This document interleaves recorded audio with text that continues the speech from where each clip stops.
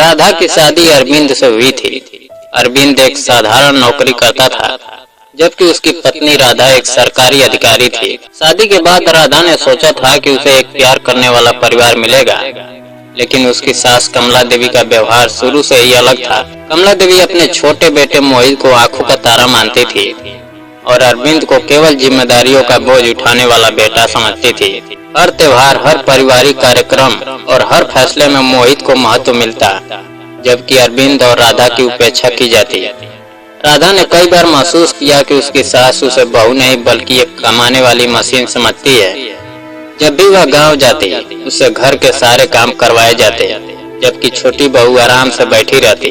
कमला देवी अक्सर लोगों के सामने राधा को ताने देती कि नौकरी करने वाली औरतों में संस्कार नहीं होते।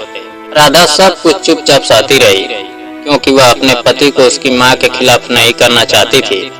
अरविंद भी बचपन से माँ के प्यार के लिए तरसता था, इसलिए हर बार उनकी गलतियों को नजरअंदाज कर देता था। एक दिन कमला देवी ने अरविंद से कहा कि वह अपनी सारी बचत और बैंक की जिम्मेदारी उन्हें सौंप दे, ताकि वह परिवार का भविष्य सुरक्षित कर सके। राधा को यह बात ठीक नहीं लगी और उसने समझाया कि मेहनत की कमाई का फैसला सोच समझकर होना चाहिए। इस बात से कमला देवी नाराज हो गई और उन्होंने पूरे परिवार में यह बात फैला दी कि राधा घर तोड़ने वाली बहू है। समय बीतता गया और मोहित की शादी एक अमीर परिवार की लड़की निशा से हो गई। अब कमला देवी हर जगह अपनी छोटी बहू और उसके मायके की शान का बखान करती। राधा और अरविंद को अक्सर नीचा दिखाया जाता था, लेकिन किस्मत हमेशा एक जैसी नहीं रहती। मोहित ने आसान पैसे कमाने के लालच में कई गलत निवेश कर दिए। उसने माँ से छिपाकर कर्ज भी ले लिया। दूसरी ओर अरविंद और राधा मेहनत से अपनी जिंदगी बना रहे थे। राधा ने कभी पति को उसकी कमाई के आधार पर नहीं आंका और दोनों ने मिलकर घर, गाड़ी और भविष्य की योजनाएं बनाई। एक दिन अरविंद को विदेश में काम करने का अवसर मिला। वह जाना नहीं चाहता था, लेकिन बार बार मिलने वाले तानों ने उसके आत्मसम्मान को चोट पहुंचाई थी। उसने फैसला किया कि वह अपने दम पर कुछ बड़ा करके दिखाएगा। राधा ने उसका साथ दिया और अरविंद विदेश चला गया। वहाँ उसने दिन रात मेहनत की, नई तकनीकें सीखी और धीरे धीरे अपने क्षेत्र में पहचान बना ली। इधर गांव में हालात बदलने लगे।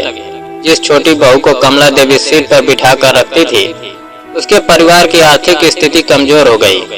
अब कमला देवी का व्यवहार भी बदल गया। निशा से नौकरों की तरह काम करवाए जाने लगा और छोटी छोटी बातों पर उसकी बेइज्जती होने लगी। निशा को तब समझ आया कि सम्मान का आधार प्यार नहीं बल्कि स्वार्थ था।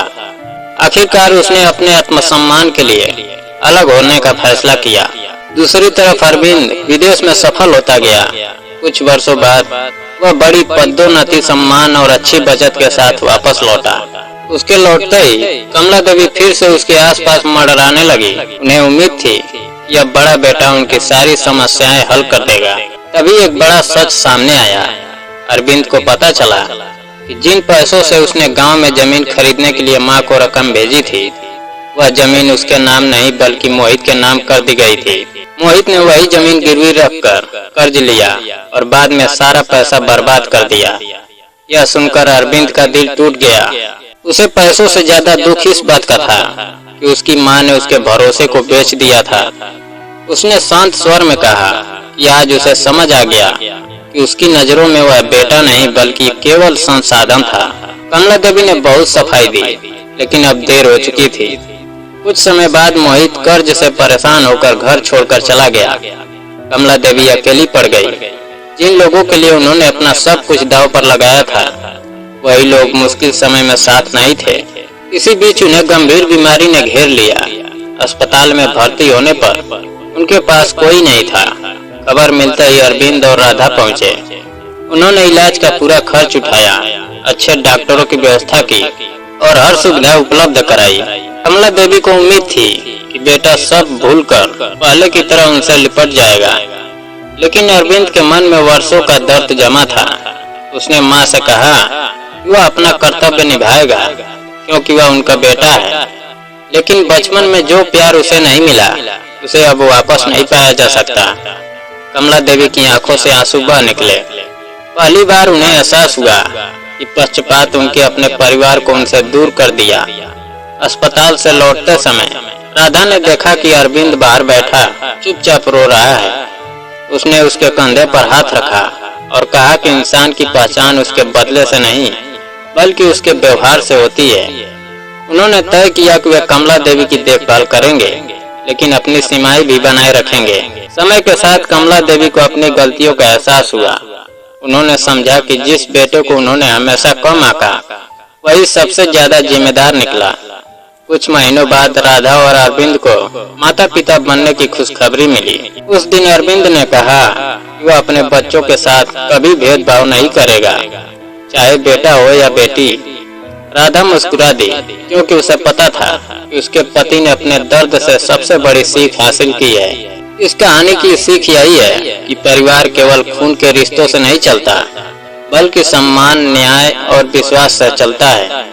माता पिता का पक्षपात एक परिवार को अंदर से तोड़ सकता है, जबकि सम्मान, व्यवहार और सच्चा प्रेम रिश्तों को जीवन भर मजबूत बनाए रखते हैं। जो लोग अपने बच्चों में भेदभाव करते हैं वे अक्सर देर से समझते हैं कि सबसे बड़ा नुकसान धन का नहीं बल्कि उन रिश्तों का होता है जो एक बार टूट जाए तो फिर कभी पहले जैसे नहीं बनते। दोस्तों, अगर कहानी पसंद आई हो तो वीडियो को लाइक और चैनल को सब्सक्राइब करना ना भूलें। जय हिंद।